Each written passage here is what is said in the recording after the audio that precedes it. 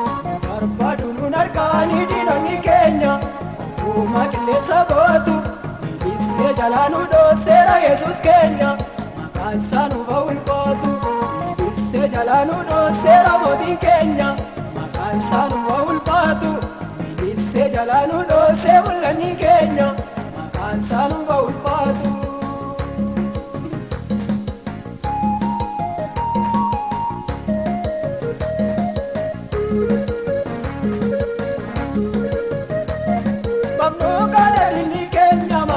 Du'aa keenya lafa deemee walitti taasa nutoonduudha kunoo jirra bichuun jiraanna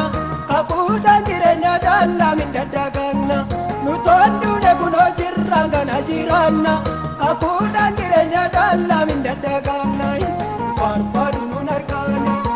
Barbaaduun argaanii diinonni keenya uuma qilleensa bootu miidhissee jalaanuu dhoosseera Yesuus keenya maqaan isaa nuuf ulfaatu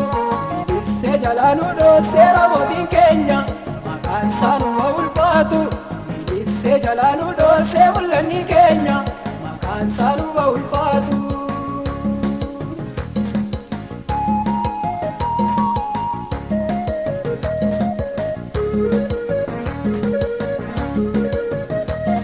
Darbannaa diinaa nu oolchee nu baraareera gachaana keenya lolaatti nu gargaareera maqaan taagilli jabaadhaa mataraa koolu warri tatti baqataanii badhiitan oolu maqaan taagilli jabaadhaa mataraa koolu warri tatti baqataanii badhiitan oolu. Barbaaduun argaanii diinonni keenya uuma qilleensa bootu miidhissee jalaanuu dhoosseera Yesuus keenya maqaan isaa nuuf ulfaatu miidhissee jalaanuu dhoosseera mootiin keenya maqaan isaa nuuf ulfaatu miidhissee jalaanuu dhoossee mul'anni keenya maqaan isaa nuuf ulfaatu.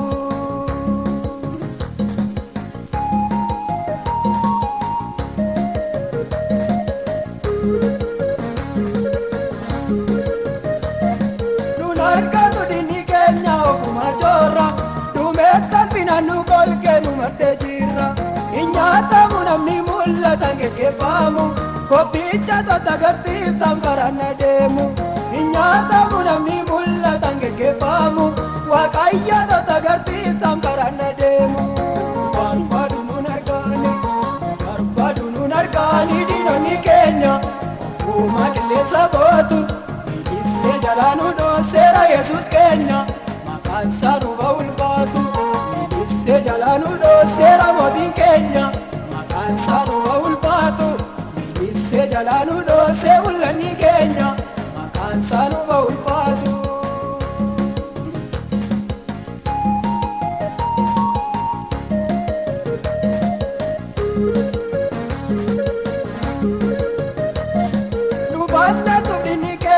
Gadi teenye gonkuuma nu argachuudhaaf kan dandeenye barruuta gubbaatoon fuudhee nama baatu maal jennare maqaan gooftaa nuuf ulfaatu barruuta gubbaatoon fuudhee nama baatu maal jennare maqaan gooftaa nuuf ulfaatu.